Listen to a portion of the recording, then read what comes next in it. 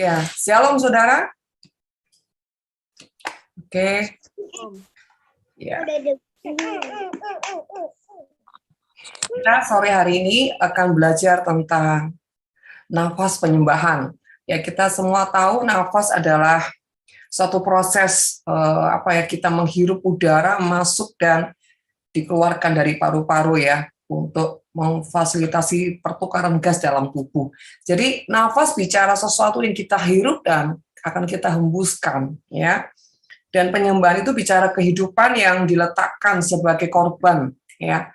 Penyembahan yang dinikmati oleh Tuhan. Nah, ketika itu dinikmati oleh Tuhan, jadi berdampak buat setiap buat setiap keluarga, ya, lingkungan, kota, bangsa. Dan saudara, bicara nafas itu bicara roh. Jadi kalau roh ini kita tahu bahwa roh itu tidak terbatas. Contoh, ketika kita berdoa di satu tempat bahkan yang terkecil, ya, kita sedang berdoa untuk sebuah mungkin negara yang sedang di ujung bumi, saudara. Nah, kita tahu bahwa roh itu tidak terbatas. Ketika kita, saudara ya, memakai satu kuasa roh Tuhan, setiap doa kita itu bisa menembus. Ya. Bahkan gini, bukan hanya bisa menembus secara dunia, tapi doa kita itu bisa menembus surga. Ya. Kenapa, saudara? Ya. Karena kehidupan roh kita atau kehidupan nafas kita sudah terbiasa dibawa kepada setiap pemurnian di dalam Tuhan. Bahkan saudara, segala apapun yang kita perbuat, kita semua meletakkannya hanya untuk yang menyenangkan Tuhan. Kita akan baca di Mazmur 73, Mazmur 73 ayat 21 sampai dengan 24. Saudara, semuanya saya tidak membuat materi dalam nafas penyembahan ini, karena Tuhan mau ya ngalir aja nanti gimana Tuhan bicara ya. Ya. Ayat 21 dari Mazmur 73. Ketika hatiku merasa pahit dan buah pinggangku menusuk-nusuk rasanya, aku dungu dan tidak mengerti seperti hewan aku di dekatmu. Tetapi aku tetap di dekatmu. Engkau memegang tangan kananku. Dengan nasihatmu engkau menuntun aku, dan kemudian engkau mengangkat aku ke dalam kemuliaan. Saudara, sekali lagi, bicara nafas itu bicara udara yang kita hirup, ya, kita serap, ya, bahkan kita hembuskan.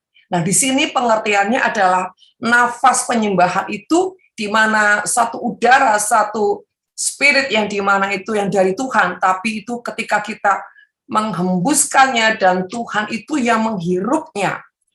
Ya. Ini maknanya sangat dalam, saudara. Bagaimana mungkin sih Tuhan bisa menghirup ya nafas kita yang kita hembuskan, dan Tuhan sangat menikmatinya, saudara.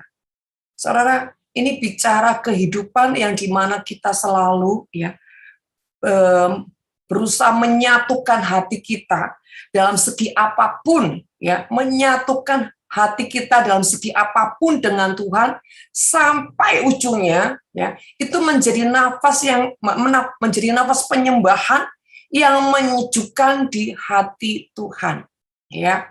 Contoh kalau saudara itu pergi ke pegunungan, ya, ketika saudara menghirup udara segar di pagi hari, segar banget, ya, bahkan saudara bisa menghirup suasana, nuansa, bahkan apapun, ya. Kalau saudara sudah terbiasa ada di alam terbuka, di pemandangan gunung, ya, saudara, di tempat-tempat di mana saudara bisa menghirup udara secara bebas, saudara akan menikmati, ya, di mana udara itu ketika pagi hari, embun pagi, saudara, ya, itu dapat saudara menikmati itu dengan sejuk. Bahkan saudara, ketika kita tuh menikmati udara yang begitu sejuk, itu akan merefresh juga seluruh di dalam jiwa kita, ya. Jadi Bapak Ibu saudara terkasih, kehidupan yang dimana dikatakan ketika hatiku merasa pahit, saudara, Hati pahit itu gimana sih? Pasti nggak enak, saudara ya. Dan buah pinggangku menusuk-nusuk rasanya. Udah hatinya pahit, saudara. Pinggangnya terasa tertusuk-tusuk bicara segala sesuatu yang diremukkan di hati, bahkan di dalam tubuh sampai terasa, saudara ya. Bahkan dikatakan, aku dungu dan tidak mengerti, seperti hewan, aku di dekatmu. Bayangin, saudara. Udah diremukkan, tubuh terasa sakit, nggak ngerti Tuhan ini ada atau nggak ada, ya. Tuhan ini dengar doaku atau enggak, Tuhan peduli atau enggak peduli sih sebetulnya. Aku udah berteriak, udah begini, udah begitu, kayaknya aku udah mengorbankan segala sesuatu. Bahkan bisa dikatakan aku ini meletakkan segala sesuatu, tapi semakin aku meletakkan, semakin aku banyak mengorbankan hal-hal yang Tuhan mau. Ya saudara, keadaan aku enggak tambah lebih baik. Bahkan aku terasa ya seperti ditinggalkan semua orang. Seperti dipandang sebelah mata, bahkan dihinakan. Bahkan ketika saudara mengalami ketidakadilan, saudara mengalami yang namanya dibuang, dicampakkan, direndahkan. Bahkan mungkin saudara, tubuhmu Tuhan izinkan mengalami penyakit-penyakit, saudara. Dan di saat itulah saudara sudah seperti nggak tahu apa yang harus saudara lakukan. Seperti semua jalan buntu, saudara. Bahkan tidak ada cahaya sedikit pun. Seakan-akan semuanya gelap. Janji Tuhan nggak ada, peneguhan nggak ada. Suara Tuhan nggak terdengar lagi, saudara. Peneguhan-peneguhan nggak ada. Saudara, kalau di sini saya melihat seperti kisah daripada Yusuf. Pada saat Yusuf itu masuk dalam tahanan, ya. Bahkan saudara di tahanan yang di mana itu tahanan yang tempatnya gelap, saudara. Saudara, di sana tidak ada kehidupan. Dan di situ dikatakan, saudara, tetapi Yusuf ya tidak tidak berubah hati. Ya. Segala kebaikannya, segala integritasnya, segala pengabdiannya sampai ujungnya Yusuf itu, saudara, dipercaya, saudara, sama kepala penjara. Saudara, bicara sesuatu yang dipercayakan itu tandanya orang itu, saudara, sangat punya kualitas, sangat punya integritas, sangat dapat diandalkan. Berarti kalau sesuatu dipercayakan, berarti tandanya orang itu punya kedewasaan yang hatinya nggak pernah berubah, moodnya nggak pernah berubah, saudara. Segalanya nggak pernah berubah. Nah ini, saudara. Nah, sebelum saya lanjutkan, yuk kita cross-check dulu. Bisakah kita ini menghadapi apapun, menjaga kondisi hati, menjaga kondisi pikiran, yang dimana moodnya itu bisa stabil, ya. Jangan moodnya itu nggak stabil kayak anak kecil, saudara. Ya, saudara terkasih, kita sisi satu kepengen Tuhan, pengen banget ya. Gimana sih ngalami keintiman sama Tuhan? Gimana sih bisa mengalami Tuhan setiap saat, bahkan mengerti perasaan Tuhan. Tapi kalau kita tidak punya keputusan untuk menjadi dewasa, saudara, menjadi dewasa itu sebuah keputusan. Ya, bukan hanya sebuah keinginan, kerinduan, tidak. Bukan hanya sebagai hasrat, tapi menjadi dewasa itu sebuah keputusan yang disertai dengan tindakan. Dan tindakan ini, saudara, harus punya komitmen. Kalau kita tidak punya komitmen, tidak punya integritas, semuanya nanti hanya kembali kepada sebuah kerinduan, sebuah keinginan, ya nggak akan selesai, saudara. Yang namanya komitmen itu ya, apapun itu, ya dia akan tetap mengerjakan. Contoh ya, saudara, 2 hari yang lalu Lestari sempat tanya, Mami, Sabtu ada pengajaran nggak? Saya bilang, ya, karena sejujurnya hari minggu-minggu ini kami sibuk sekali, saudara. Full, ya. Pagi saya masih doa pagi, saudara ya. Jadi, tadi malam juga ada acara sampai malam, saudara. Dan secara fisik sebetulnya kalau secara ini kesehatan harusnya butuh rehat untuk istirahat, rehat lah, merefresh dan bla bla. Ya, makanya suaranya rada-rada parau seperti ini, saudara. Tapi saya gimana Tuhan? Ya, ketika saya tanya Tuhan, Tuhan bilang gaspol, gitu ya. Ya udah jalan aja, saudara ya. Saya nggak berat, Tuhan, suara saya masih seperti ini, Tuhan. Saya butuh istirahat, Tuhan. Kepala saya pusing, Tuhan.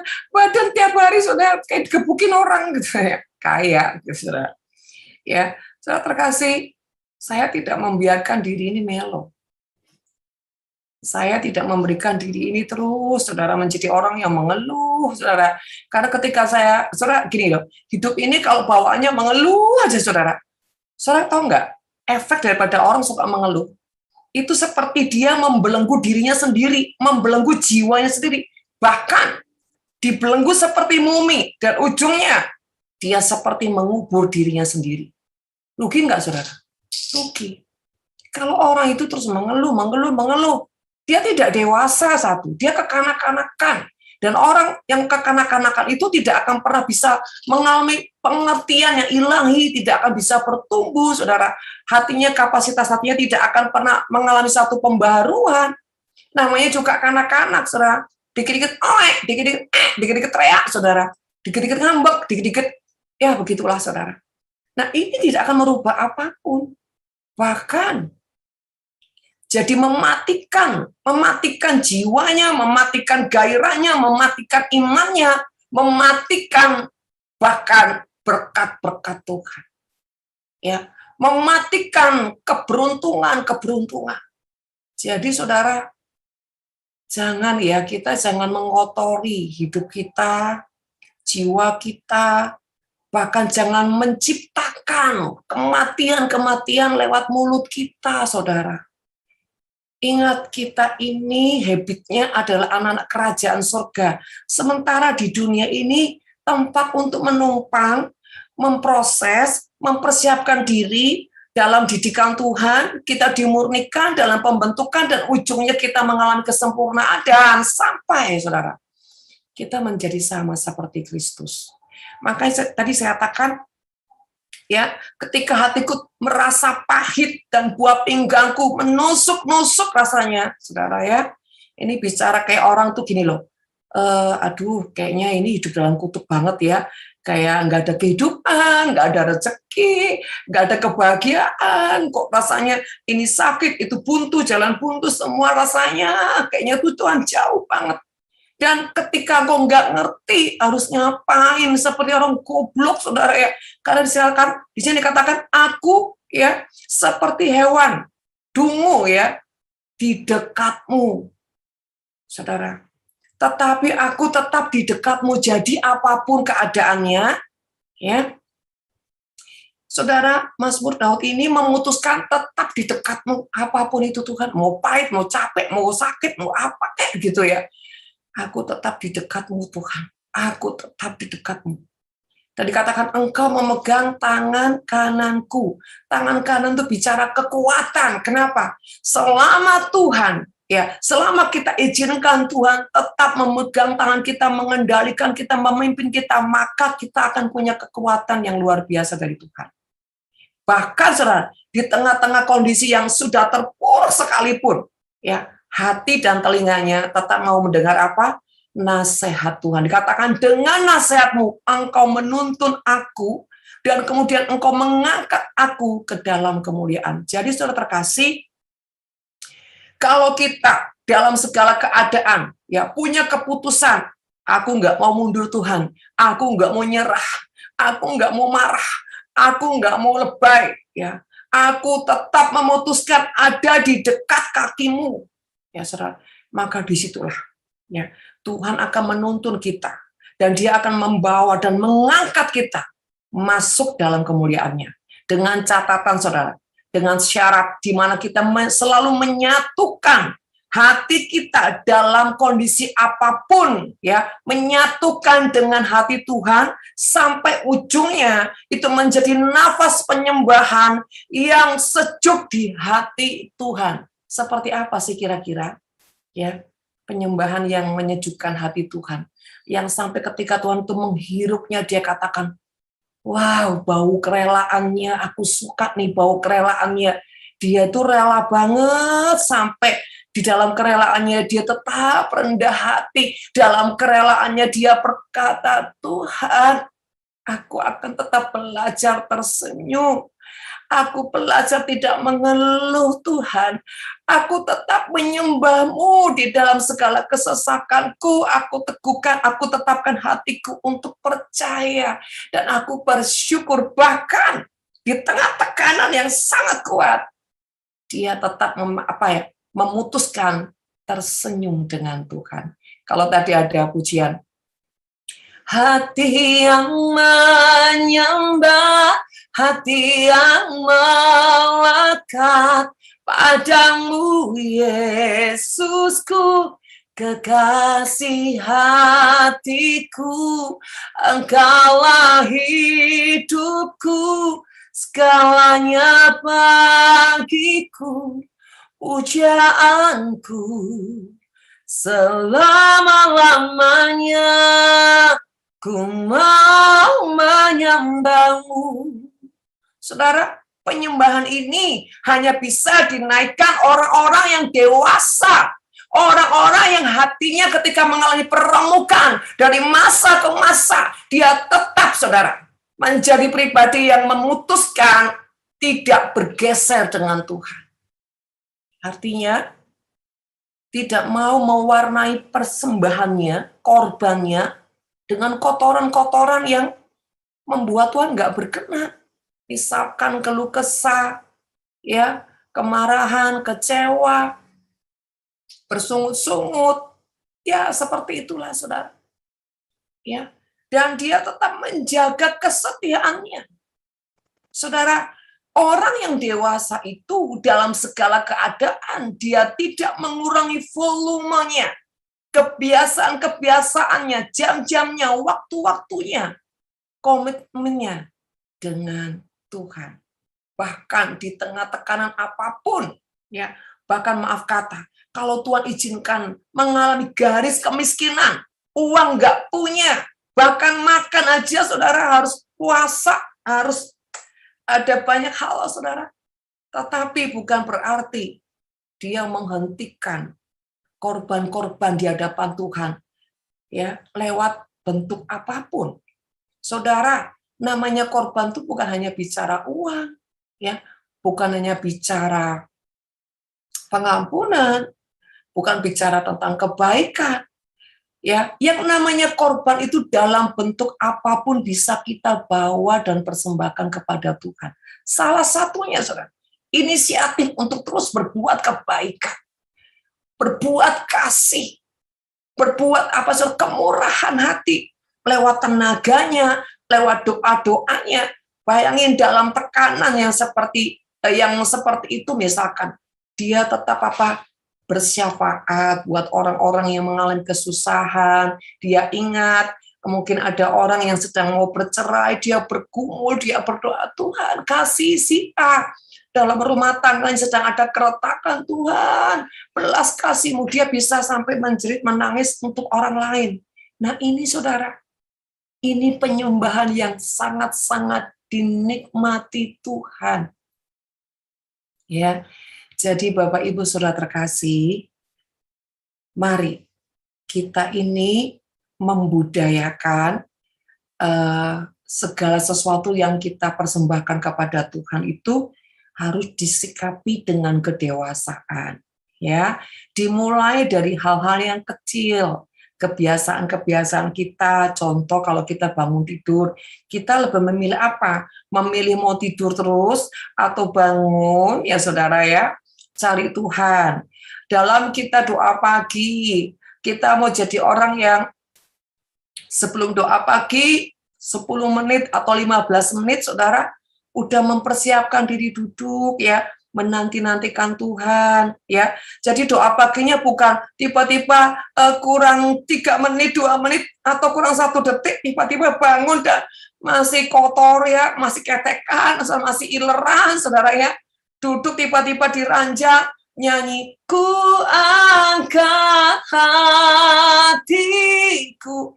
Saudara, nanti malaikat menghirup BAB saudara pingsan, saudara ya. Ya memang malaikat nggak pengaruh, saudara. Tapi setidaknya kita itu tidak memberikan yang terbaik, saudara. Ya, sambil ngantuk-ngantuk. Ku pandang aku dosamu, saudara. Bayangin, saudara. Jangankan malaikat, iblis pun nggak selera lihatnya, saudara. Nah, yang kayak gitu-gitu tuh, saudara, secara jujur saya masih banyak melihat loh di doa pagi. Saudara jujur ya. Itu aja loh, saudara. Persembahan-persembahan dari hal yang kecil, kita seringkali itu menganggap itu remeh. Ya, doa pagi kurang 1 detik lah, nantilah kurang 1 detik. Bahkan gini, tunggulah masih 15 menit lah ya. Gini, tunggu 15 menit penyembahan baru masuk, 20 menit penyembahan baru masuk. Bila perlu firman nanti baru masuk, atau doa berkat baru masuk. Ya. Jadi saudara terkasih dalam nama Tuhan, cara kita menyajikan penyembahan kita atau korban penyembahan kita di pagi hari aja udah belepotan ya saudara ya, enggak menyenangkan Tuhan. Jadi itu kita belajar tuh dari hal yang kecil ya. Ketika kita bangun pagi itu udah mempersiapkan diri. Ya minimal cuci-cuci muka lah, sikat gigi lah saudara ya. Ya saudara, sikat gigi, cuci muka, saudara ya. Minum dulu biar segar supaya tenggorokannya nggak kering, nggak lengket ya. Ketika menyembah itu nggak terganggu saudara ya. Dan bersikaplah saudara seperti saudara sedang berhadapan dengan Tuhan, bukan dengan tidur-tiduran nyembah Tuhan, bahkan sampai ngantuk-ngantuk, sampai ngiler-ngiler saudara ya.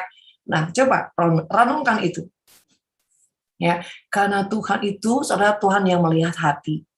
Dan Tuhan juga menilai sikap kita, seperti apa cara kita dalam menyajikan penyembahan kepada Tuhan. Nah, Bapak Ibu saudara terkasih, itu baru perkara-perkara yang kecil banget. Ya, itu apa ya? Bukan bicara korban sih itu. Itu ibarat kalau orang memberi itu baru sedekah gitu loh ya. Sedekahnya ini nilainya gimana nih gitu loh ya. Ya, korban itu apa sih? Korban itu sesuatu yang kita persembahkan itu nilainya sampai ya di mana daging ini benar-benar berontak ya, benar-benar daging ini kita merasakan ada sesuatu yang benar-benar kita kita letakkan tuh daging tuh seperti kayak tiba-tiba nggak nyaman gitu loh. Tetapi ketika kita memutuskan untuk kita melakukan itu, di hati, di roh itu ada satu ketenangan, ada satu sukacita. Ya, sekali lagi, Tuhan itu kasih ayat ini sebagai contoh. Coba, kalau dipikir-pikir kurang penderitaan gimana lagi tuh, udah pahit hatinya, buah pinggangnya merasa tertusuk-tusuk ya, dikatakan aku tuh dungu dan tidak mengerti ya, blow on, saudara. Sebetulnya sejujurnya nih ya, kalau kita ini semakin dekat sama Tuhan ya, semakin mengandalkan Tuhan nih, dalam tanda kutip nih ya, blow on-nya kita ini semakin volumenya tuh tinggi banget loh. Dalam tanda kutip loh ya. Blow on apa sih? Blow on-nya itu artinya kita ini jadi orang yang tidak merasa diri kita pinter, tidak merasa kita hebat, bahkan merasa kita ini, aduh kalau saya nggak ngandelin Tuhan, aduh ngeri ya, takut saudara. Jadi di situ akhirnya mau nggak mau kita jadi nempel sama Tuhan, ngandalin Tuhan, bahkan kita nggak berani tanpa Tuhan. Nah dari situlah akan lahir hikmat, kekuatan, pengertian, dan semua yang ilahi itu akan turun atas kita. Ya, jadi saudara terkasih itu, apapun keadaan kita tetap punya keputusan, tetap dekat, ya, dekat di kaki Tuhan, ya, tetap dekat denganmu Tuhan. Nah, saudara, ya selanjutnya, ya, penyembahan yang ada di ruang tahta Tuhan, saudara. Tujuannya apa, saudara? Ya, saudara, ketika kita ada dalam penyembahan di ruang tahta Tuhan. Oh ya, saya lupa tadi saya menyingkapkan ada satu rahasia di dalam pujian tadi ya. Yang tadi pujian, hati yang menyembah, hati yang melekat padamu Yesusku, kekasih hatiku. Soalnya sekarang saya tanya, yang namanya melekat kayak perangko yang sudah nempel ke ke amplop saudara, bisa nggak dilepas? Bisa nggak, saudara? Yang bilang bisa, angkat tangannya begini. Yang nggak ngerti, diem aja. Bisa, tapi akan membekas, saudara. Ya, di perangkoknya atau di amplopnya akan membekas, bahkan kalau dipaksakan bisa robek, saudara. Nah, artinya kalau hati kita tuh benar-benar udah menyatu sama hatinya Tuhan, kita tuh nggak bakal bisa dipisahkan. Mau penderitaan, mau tekanan, mau penyakit, mau apapun, kita tuh nggak bisa dipisahkan. Jadi, ya, kalau kita tuh masih volumenya bahkan biar, saudara, itu belum nempel, saudara, ya baru cuman kayak ditaruh aja gitu, saudara, belum nempel, saudara, ya. Jadi belum ada perekatnya belum ada. Gimana sih ya supaya kita mendapatkan pelekatnya atau perekat dengan Tuhan? Pertama adalah kita itu harus mempunyai hati yang sungguh-sungguh punya keputusan, ya. Hati yang punya keputusan menyatu dengan hati Tuhan dalam segala keadaan apapun. Kita ini mau menyatu karena kita percaya sama Tuhan. Percaya, yakin, enggak. Apapun itu, aku yakin Tuhan itu pasti ya menjadikan segala sesuatu tuh baik buat aku. Ya, saudara, ini contoh nih ya. Kalau dulu saya tuh berpikir kesel gitu ya sama suami. Tapi ketika Tuhan mengubah, ketika saya mulai menjadi orang yang punya keikhlasan di hati saya, sehingga keikhlasan itu menimbulkan pemikiran yang diubahkan. Sehingga dalam pikiran saya tuh gini nih, saudara. Ketika suami menjengkelkan, nyakitin, ya, nyiksa batin lah, saudara. Atau siapapun lah yang Tuhan itu izinkan ya, benar-benar nyakitin, melukai hati saya. Saya cuman gini, kalau itu tiba-tiba reaksinya sakit nih, saudara, ya, kesel kayak sakit nih, saya cuman gini, iya Tuhan, ini sakit nih ya, memang kok, ya, lewat suamiku ini Tuhan. Proses yang terbaik sedang aku alami. Jadi, ya aku bersyukurlah ada suami yang dipakai ya untuk sarana untuk menyempurnakan hatiku yang masih harus dibersihkan ini. Ya, sampai saudara ya, ibarat kata bukan mati rasa loh ya. Sampai setiap goresan-goresan itu saudara akan menjadi tangisan-tangisan, bukan yang meratapi diri, bukan yang jadi kesel, mangkel, tapi tangisan kerinduan, tangisan korban yang meletakkan kasih dan cinta sama Tuhan. Nah, sehingga satu kali ketika saya sakit banget, ya, ketika itu saya mulai mengubah mindset saya katakan, Tuhan, memang saya harus lebih diproses, Tuhan. Terima kasih buat suami yang ajaib ini lewat hidupnya saya. Terus diproses, saya dibersihkan. Memang saya perlu Tuhan. Sehingga ketika saya punya pemahaman seperti itu, hati saya benar-benar punya kelapangan. Sehingga air mata saya ini bukan lagi air mata dengan penderitaan, dengan beban, tapi justru saya merasakan hatinya Tuhan, kasihnya Tuhan. Dan ada satu kebanggaan di hati saya. Tuhan, ini loh, kesepakatan hati membuat saya bangga karena saya bisa meletakkan korban cinta yang kau nikmati. Bahkan air mata saya adalah air mata kebanggaan, air mata kehormatan untuk bisa mencintaimu. Nah, saudara terkasih, mari, apapun hari-hari ini ya, yang sedang memproses hidupmu, menggodok hidupmu, ya, menekan di batinmu, saudara, bahkan saudara, memahat di hatimu, mengukir di hatimu, saudara, setiap proses itu ada bermacam-macam. Pertama, saudara ya, menggores, ya, menggores, membentuk, saudara. Kalau membentuk tuh seperti tanah liat tuh lagi dibentuk-bentuk. Kalau lagi dibentuk-bentuk tuh nggak ada apa-apanya, saudara, masih jauh ya, dibentuk itu masih jauh, saudara. Nah, yang kedua itu mulailah saudara diproses dengan yang namanya digores, ya, digores. Digores itu mulai saudara ya, aduh sakit Tuhan, ya gitu. Terus saudara mulai lagi saudara ditusuk, jebret-jebret gitu ya. Sampai ada lagunya, sakitnya tuh di sini di dalam hatiku. Itu karena ditusuk saudara. Ditusuk dengan apa? Biasanya dihakimi orang ya, dihakimi orang, ditunjuk-tunjuk nih, kamu tuh ya, ya saudara ya. Itu namanya ditusuk saudara ya. Ditusuk dari belakang saudara. Kalau ditusuk dari depan kan bisa aib gitu saudara ya. Banyak orang nusuknya dari belakang, jadi nggak ketahui tiba-tiba sakit aja saudara ya.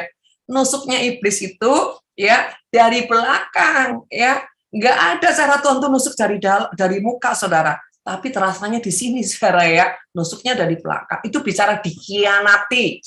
Udah pernah nggak dikhianati saudara? Nah, kalau belum pernah bilang Tuhan, aku pengen tuh rasanya ditusuk-tusuk saudara. Ya kita sama Tuhan ditusuk-tusuk ya, dikhianati saudara ya. Nah akhirnya yang ketiga itu saudara, mulailah saudara di apa? Dibakar, saudara ya. Wih, ya. Ada lagunya apa itu? Gigi. Panas, panas, makin panas ya. Itu emosi biasanya saudara. Emosi yang gampang terpancing. Waduh, aduh Tuhan, aku ini udah minta sabar loh ya. Tapi kenapa semakin belajar sabar, semakin aku dipancing emosinya tuh bilang, ya emang itu sarannya, say. Ya. Jadi kalau minta sabar, jangan kaget kalau emosi semakin terpancing, semakin dahsyat, semakin luar biasa, sampai ibaratnya gunung itu mengeluarkan lava, saudara. Ya. Jadi kalau puncak emosi saudara, ya belum sampai ditekan sampai meledaknya itu kayak orang melahirkan, saudara ya. Melahirkan apa, saudara? Bentuk daripada emosi. Ketika itu diproses, ya keluarnya bukan lagi meledak saudara dengan kemarahan, tapi tiba-tiba keluarnya itu deklarasi saudara, dalam nama Yesus aku tidak takut lagi, aku akan mengalami yang namanya penunjukan diri ya dengan suami misalkan gitu ya, istri-istri yang garang, aku menjadi pribadi yang lembut. Wes keren saudara ya, aku tidak takut lagi. Tiba-tiba deklarasi saudara, dia mengeluarkan kegarangannya itu dengan apa? Dengan berkata, iblis, keluar bila perlu. Aku hajar kamu habis-habisan. Nah, saudara, emosinya itu jadi peperangan roh, saudara ya. Jadi, saudara terkasih, bahkan saudara kalau itu ke dalam, ya, emosinya ke dalam, mengeluarkan apa, saudara? Ketika emosinya itu ke dalam, mengeluarkan cairan-cairan daripada madu kemanisan. Ya, itulah saudara emosi yang dibakar, saudara ya. Itu baru emosi loh, saudara, yang dibakar, ya. Ya, karakter-karakter lama itu belum hati yang dibakar, saudara ya. Next, saudara. Bentar. Ini satu-satu nih Tuhan bicara. Jadi, saudara, kalau tadi itu bicara jiwa, di karakter, sifat, temperamen ya, warisan-warisan leluhur ya, itu lagi dibakar, itu selalu bersifat emosi ya saudara. Tapi kalau emosi kita bisa mengalami kemenangan, akibat daripada emosi yang bisa mengalami kemenangan itu saudara akan melahirkan apa? Madu, jadi manis, melahirkan apa? 9 buah roh. Tapi itu bertahap ya, dari naik misalkan 9 buah rohnya dari 10%, 20%, naiknya pasti 10-10, saudara. 30%, terus naik. Kalau kita tekun, saudara, biarin terus aku digodok nih ya, emosiku, karaktermu. Saudara, nanti ujungnya ada ya, buah rohnya itu mulai muncul, saudara. Nah, itu baru di jiwa. Ya. Tapi ada spesifiknya, saudara. Apa yang dibakar sama Tuhan?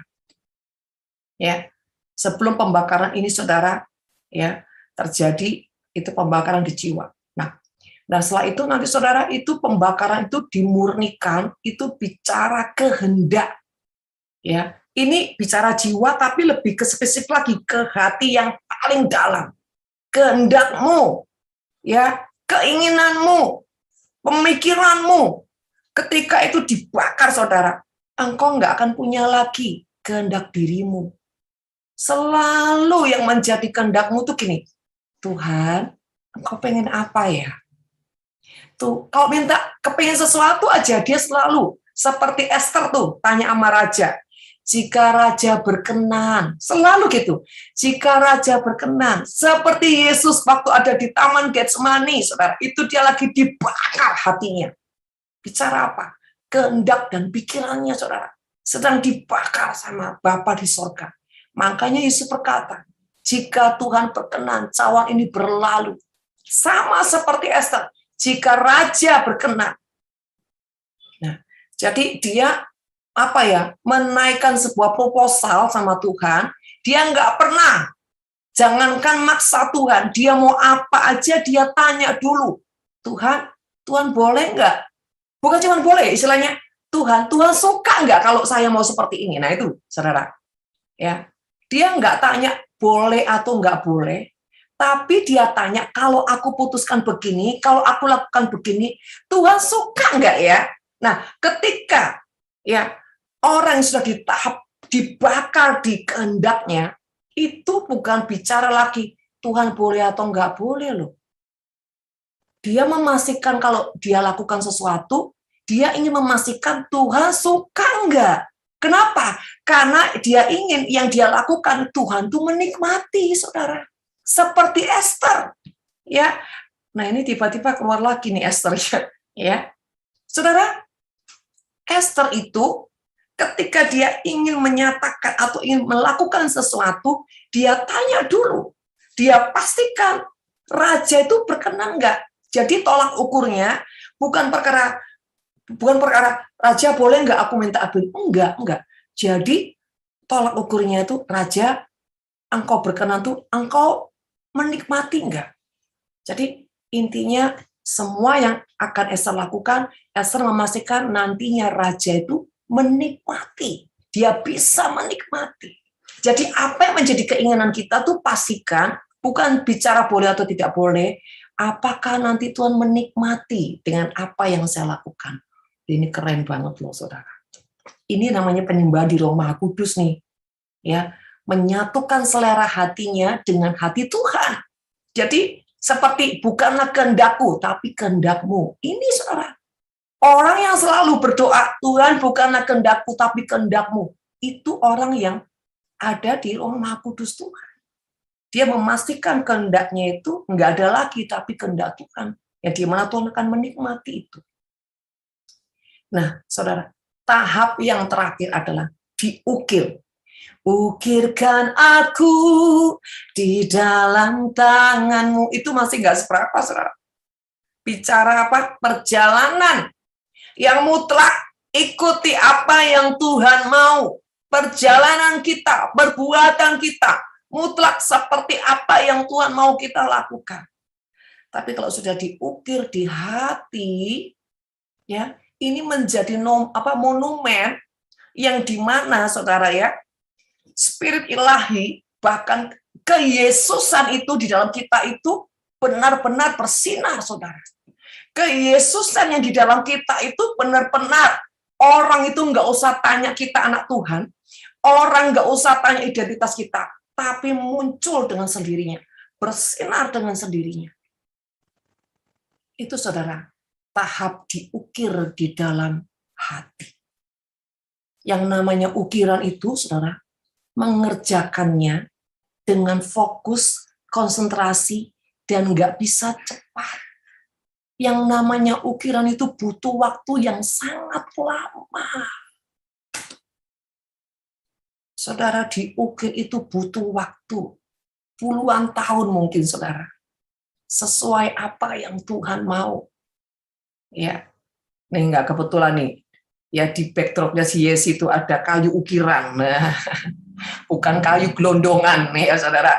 Ya, saudara, kalau kayunya udah kayu jati, saudara ya, bukan cuma dipotong, bukan cuma dipernis, saudara, udah kayunya mahal, masih diukir lagi, saudara, itu nilai yang sangat mahal.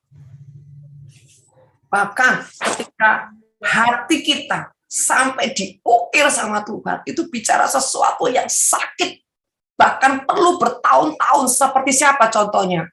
Ayub. Makanya tuh Ayub itu mendapatkan semuanya kembali lebih berlipat kali ganda. Karena hidupnya tuh benar-benar diukir, saudara. Bayangin, waktu Ayub itu, saudara, saking gatalnya sampai dia harus menggores, menggaruk boroknya itu, saudara, dengan pecahan beling loh. Bayangin. Ngeri banget itu Ayub. Tapi itulah yang namanya diukir, saudara. Di mana dia tidak menggerutu. Dia tetap berkata, apa ya? Aku datang dengan telanjang, pulang pun gelang telanjang. Saudara, ini tingkat yang paling mengerikan itu ketika manusia diukir hatinya sama Tuhan. Diukir. Dan diukir ini butuh puluhan tahun, saudara. Enggak cukup bisa setahun, 2 tahun, enggak. Tapi dalam proses itu, dia tetapkan hatinya. Sekalipun sakit, sekalipun ada tekanan, dia nangis. Kadang-kadang dia juga ada keluhan-keluhan secara manusiawi akan keluar, saudara. Tetapi itu hanya hitungan detik, ya, hanya hitungan menit, tidak lebih dari 5 menit, saudara. Karena apa? Masih daging, masih hidup di dunia, masih manusiawi.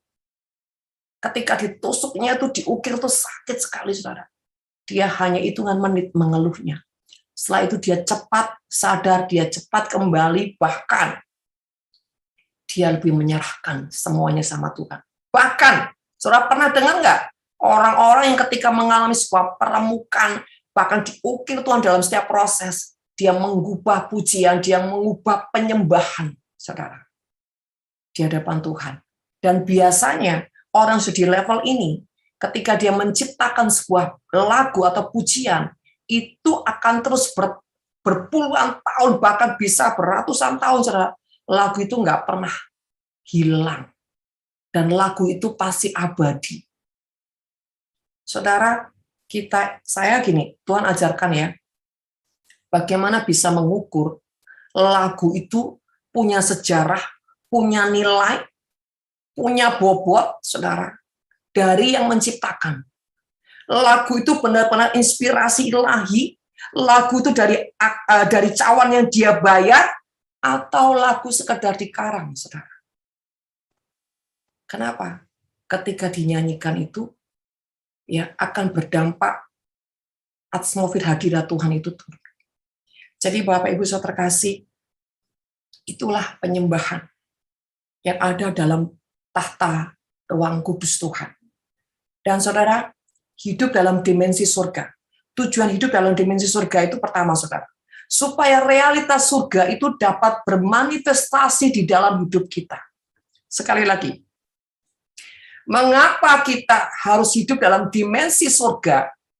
Ya, supaya realitas surga dapat bermanifestasi dalam kehidupan kita. Contoh, ketika kita, saudara, membiasakan punya pola hidup menjadi anak-anak Tuhan. Ya, pola hidup seperti apa, saudara? Pola hidup anak-anak Tuhan itu punya integritas, disiplin ilahi, ya, punya etika, saudara, dan pola hidupnya, saudara, selalu bergulir dengan firman, tidak bisa keluar dari area firman. Selalu dengan firman Tuhan dan penyembahan. Ya, saudara, efeknya apa? Dampaknya apa? Dia akan mengalami kedamaian yang menyejukkan, bukan saja untuk pribadinya, namun kedamaian itu bisa dirasakan di dalam keluarga. Jadi ada impact yang luar biasa dari pribadi orang tersebut. Yang kedua, ada kebahagiaan lahir dan batin akan selalu mewarnai hatinya. Ya, kebahagiaan lahir dan batin akan selalu mewarnai hidupnya. Bahkan juga bisa berdampak dalam keluarganya. Sekalipun ada proses-proses yang masih dilewati. Tetapi hatinya tetap ada kebahagiaan, ada sukacita. Ya, bahkan saudara, ada sukacita surga, ada sukacita Tuhan. Jadi hatinya itu tidak terkondisi dengan keadaan. Dia tidak terpengaruh dengan keadaan. Mau keadaan susah, mau ada berkat, tidak ada berkat, mau ada nasi, tidak ada nasi. Dia tetap happy, saudara. Ya.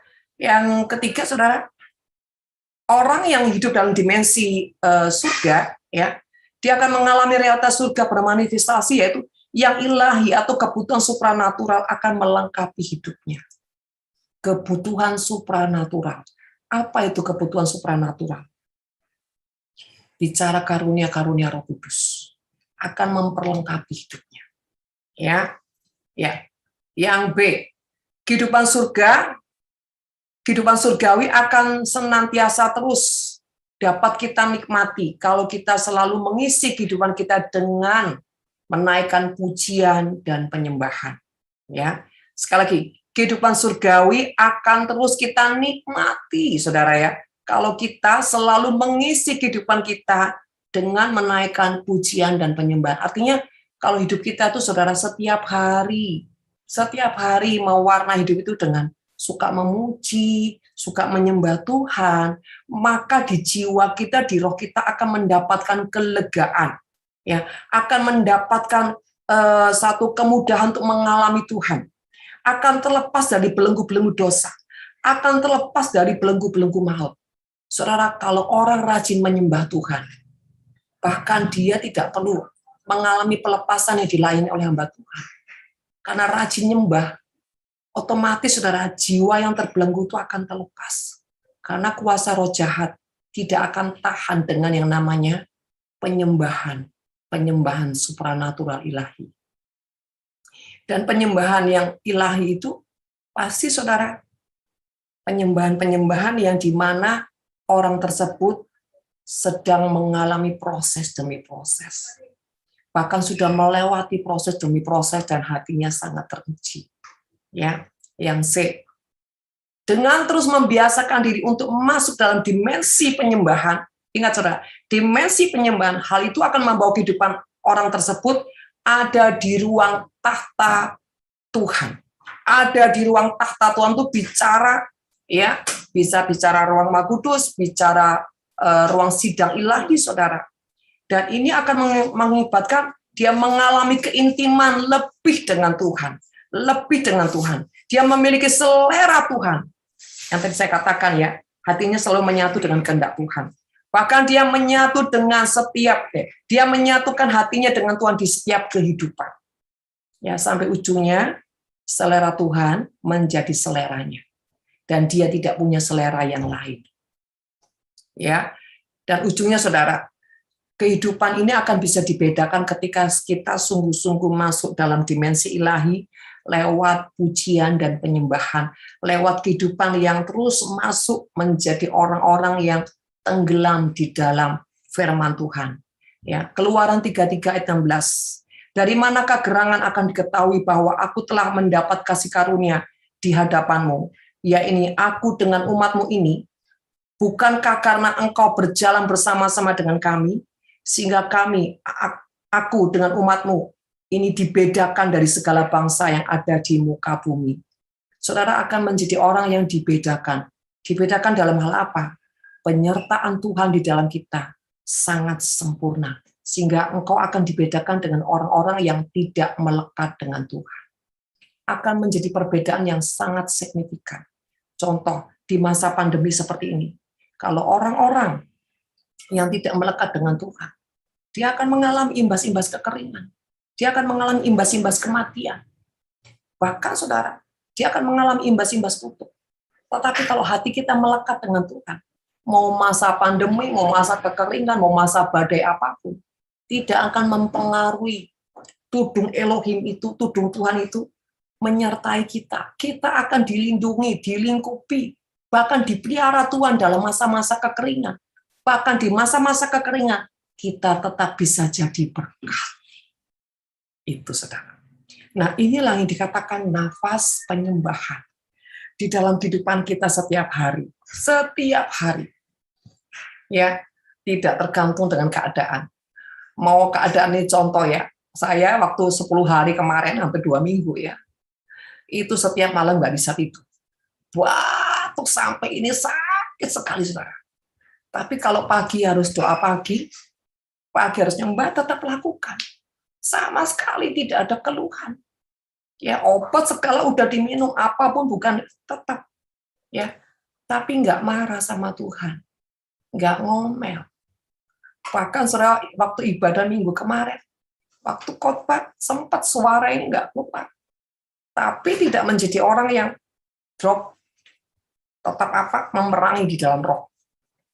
Ya, dan saudara, itulah orang kalau hatinya strong di dalam Tuhan, dia bisa melewati apapun. Dia bisa melewati apapun. Tanpa apa? Hatinya menjadi lemah. Dia tetap kuat, tetap sukacita, apapun dia tetap katakan, I love you Lord. Aku mencintaimu Tuhan. Bukan karena keadaan baik, bahkan keadaan yang tidak baik pun, aku tetap mencintaimu. Aku tetap menyembahmu. Bahkan di dalam kondisi yang terpuruk, dia mengatakan, aku ingin lebih mengenalmu. Kenapa mengenal Tuhan? Supaya saudara mengerti kenapa Tuhan izinkan melewati ini. Emangnya ada kemuliaan apa sih Tuhan yang akan kusediakan bagiku? Karena apa saudara? Di balik semua kesusahan itu, pasti, yakinkan dirimu, ada kemuliaan besar yang akan Tuhan persiapkan buat kita. Karena kemuliaan itu tidak murah, saudara. Kemuliaan itu tidak murahan. Kemuliaan itu mahal sekali. Bagaimana mungkin kita terima kemuliaan Tuhan kalau kita jadi orang yang terus tinggal dalam zona nyaman?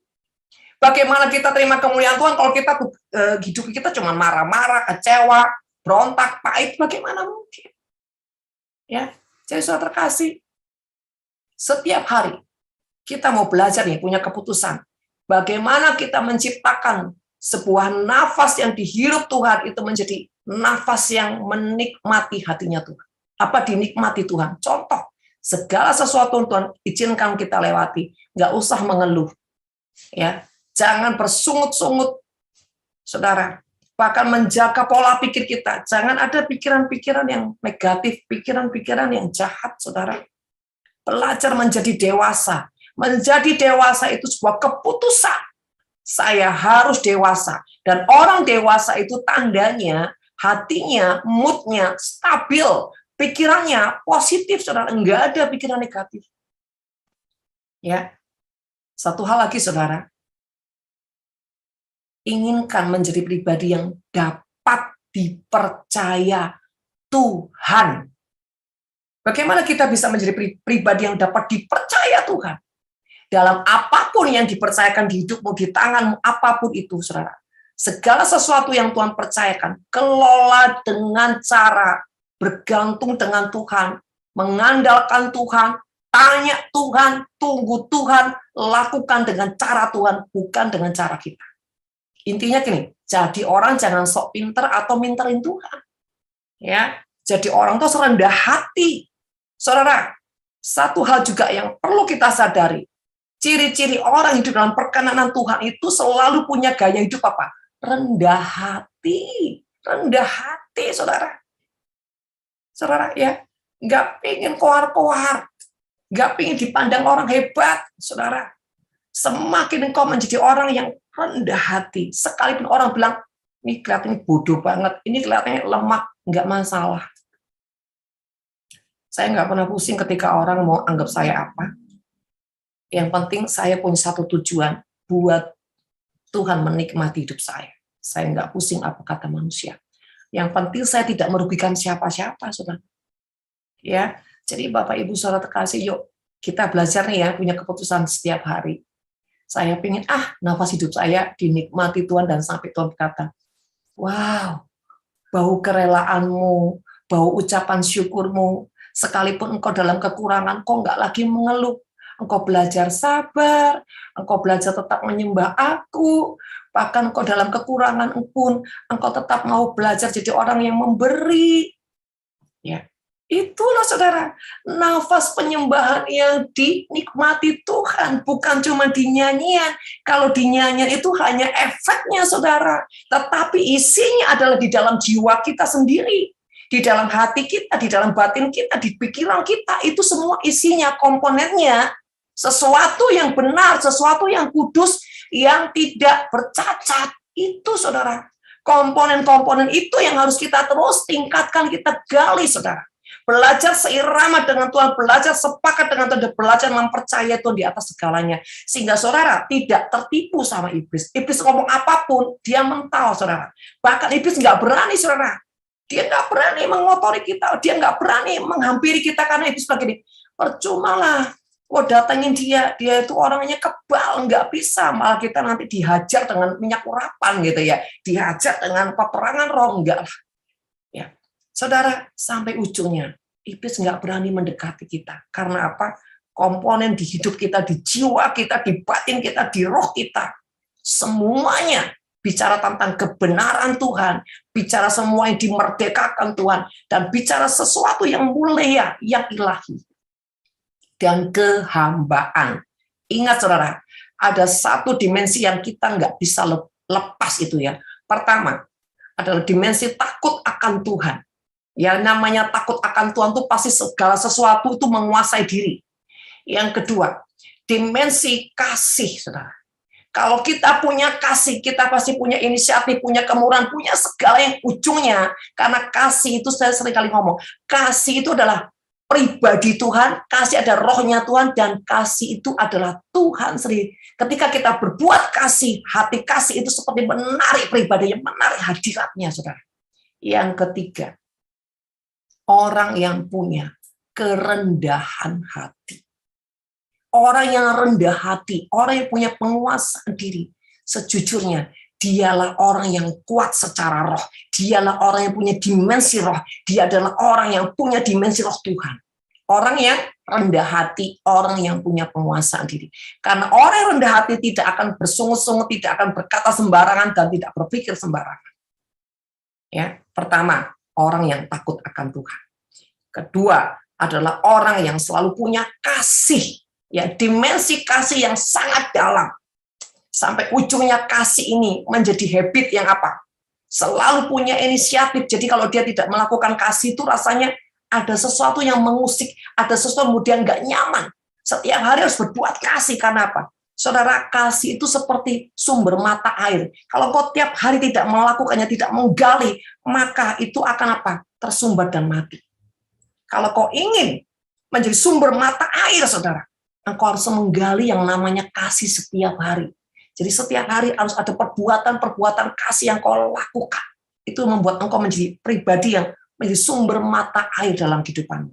Kau punya kekuatan ilahi yang luar biasa. Bahkan yang supranatural akan mengurapi hidupmu. Yang ketiga, bicara kerendahan hati atau penguasaan diri.